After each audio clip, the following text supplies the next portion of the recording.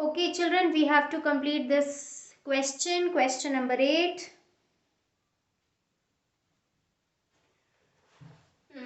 Water is pouring into a cuboidal. This is from exercise 11.4. Water is pouring into a cuboidal reservoir at the rate of 60 liters per minute. If the volume of the reservoir is 108 meter cube, find the number of hours. Now, number of hours means we have to find the time. Let's see what all is given. That water is pouring, that is water is falling into the cuboidal reservoir at the rate of 60 liters. That is the speed of water is given, falling water, that is 60 liters per minute. In 1 minute it is filling, it is falling, 60 liters of water is filling in the cuboidal box, that is the reservoir. And what is given? The volume of the reservoir is given. So, volume of the reservoir is given 108 meter cube. So, let's make the diagram and try to understand it in a more better way. So, suppose this is the cuboidal reservoir where water is falling from somewhere here, okay, at the rate of 60 liters per minute, and it has to fill the entire reservoir, and at what time, that is being asked. Okay, that means the speed of the water is given and the distance that it has to cover is given. Yes, we take this as a distance which it has to cover is given, and at what time is asked. Okay, that means with this speed, this much distance at what time will be covered. Okay, so we know that speed is equal to distance upon time, right? So from this formula, can we find out time? Yes, very simple. If we shift time here, that is, if time come here, so it becomes s into t upon d, and s goes this side, that is the speed. So t is equal to distance upon speed. Okay, so we'll get the time. Now, two things you see here. First one, this is in minute, 1 minute, right? So we need to find out in hours. So first we complete this and then find out, convert minute into hours. So smaller unit is getting converted into bigger unit. So we are going to divide it by 60. Secondly, this is in meter cube. We need to convert it into liters. So in our last video we discussed 1 meter cube is equal to 1000 liters. So 108 meter cube will be 108 into 1000 liters. Okay, children? So let's start. So what all is given? Let's write that. What is given? The speed of water pouring into the cuboidal reservoir. So we write speed of water. Let's see which one works. Speed of water, that is 60 liters per minute. Okay, and then volume of reservoir, which becomes the distance to be covered. Distance to be covered, which is equal to 108 meter cube. Now we know 1 meter cube is equal to 1000 liters. So 108 meter cube will be 108 into 1000 liters, which is equal to 108,000 liters.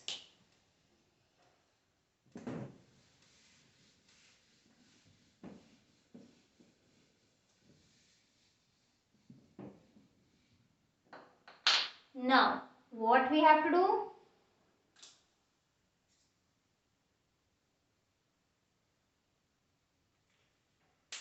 we have to find the distance taken by water to fill the reservoir.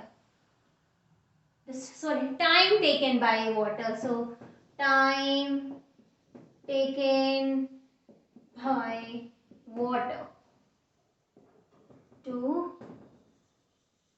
fill the reservoir, which is equal to the volume of reservoir, that is the distance upon the speed of water. Distance upon speed. So what is the volume now? 108,000 liters by 60. So 0 got cancelled. Then we divide this by 6. 6 ones are 6. 8s are 48 and 00. So this is 1800 liters in minute, right? We have to convert it in hours. So in minute, we know that 1 hour is equal to 60 minutes. So we convert 1800 liters per minute by dividing by it by 60 into hours. This is 1800 hours, 1800 minutes, sorry. We are finding the time, 1800 minutes. So this goes to hours, 0 got cancelled, and the answer is 30 hours. So this completes the last question of chapter 11. Okay, children. Now let's study some examples. So suppose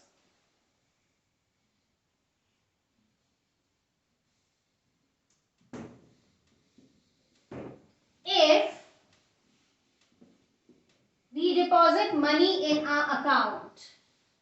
So every month we deposit money in our account, yes.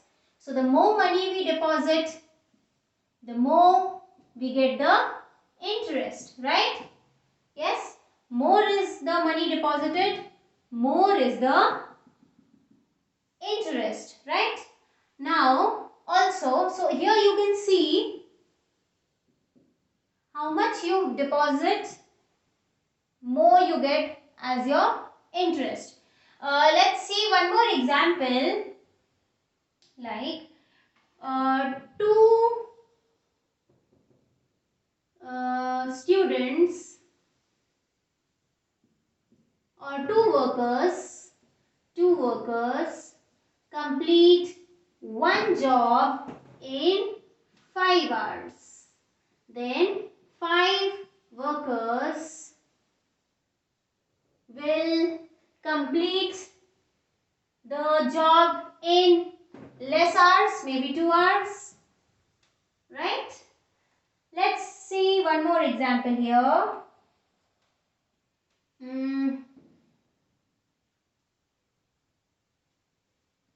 If the cost of textbooks, okay, maths textbook, one book is rupees 85, then cost of 10 books will be rupees 850, right? Going to again the fourth example. If the speed, let's take an example of a speed. If we drive the car at 60 kilometers per hour, we reach the destination in 5 hours. But if we increase the speed, okay, suppose we take it as 75 kilometers per hour, then we reach the destination in 3 hours. So here children, when you increase one value, the second value is also increasing. You increase one value, the second value also increases. Okay?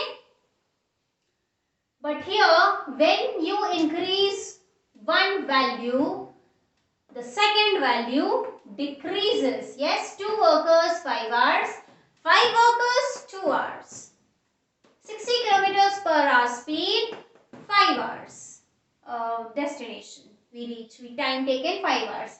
But when the speed increases, time decreases. So you can see two types of situation. When one value increases, we can take it in the ratio, suppose x is to y. So when x increases here, y also increases. X increases here, y also increases. But here if you increase x, y decreases. Okay, gradually y starts decreasing. Similarly, if you increase x here, y starts decreasing. So here x and y, the values here, when one increases, the second one is also increasing, then such values are said to be in direct proportions. Okay, they are in direct proportions. Why? Because the value of one is increasing, then the value of second is also increasing. Okay, and here the value of one is increasing, but the value of second is decreasing. So here x and y, the two values x and y are said to be in indirect proportions. Okay, or you can say inverse proportions also. So as you heard the name, the new chapter for us which we have to continue is direct and inverse proportions, where we are going to come to such situations. We will be given such situations where we have to find out direct proportions and inverse proportions, whether the situations, that is the values, are they are proportional directly or they are proportional inversely. That means directly means if one increases, second also increases. Inverse, when one is increasing, second is decreasing. Okay, and the examples are here. Okay, that is one is increasing, second is also increasing, so direct proportion. One is increasing, second is decreasing, inverse proportion. So this is our new chapter, chapter 13, direct and inverse proportion.